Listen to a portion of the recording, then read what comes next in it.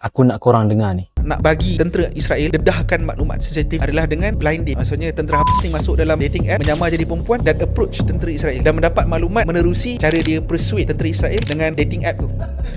Baru ni ada askar ATM kita yang terlibat dengan budaya ye. Satu pernyataan untuk kita bersama. Macam mana dapat menyerang ketika 7 Oktober adalah dengan menggunakan dating apps. Sampailah tentera dapat masuk ke server 8200 Israel, server yang paling kritikal untuk tentera Israel. Sekali keluar pula berita tentera kita dengan budaya ye dia, physically bawa perempuan, ada pub lagi. Ya Allah, sedih dengar. Aku rasa kalau dibiarkan, bukan saja server tentera Malaysia, tapi server TPM pun boleh sampai. Kita kena insafi dengan berlakunya serangan US ke Venezuela baru-baru ni. Ambil masa 1 hari je. 1 hari je dah tumbang satu kerajaan. Kalau tentera kita masih bermain-main dan berfoya-foya dengan tanggungjawab dan beban menjaga tanah air, bila-bila masa saja kita boleh jatuhkan oleh negara-negara lain. Tugas askar ni, tugas menjaga ribat atau perbadasan adalah tugas yang mulia. Ada hadis Nabi cakap, berjaga ribat 1 hari lebih baik daripada dunia dan segala isinya. Oleh itu saya harap janganlah kita cemarkan tugas mulia ni dengan buat benda yang tak elok lagi dimukai. Semoga bersinar untuk kes ni dan ada anjakan ke arah yang lebih baik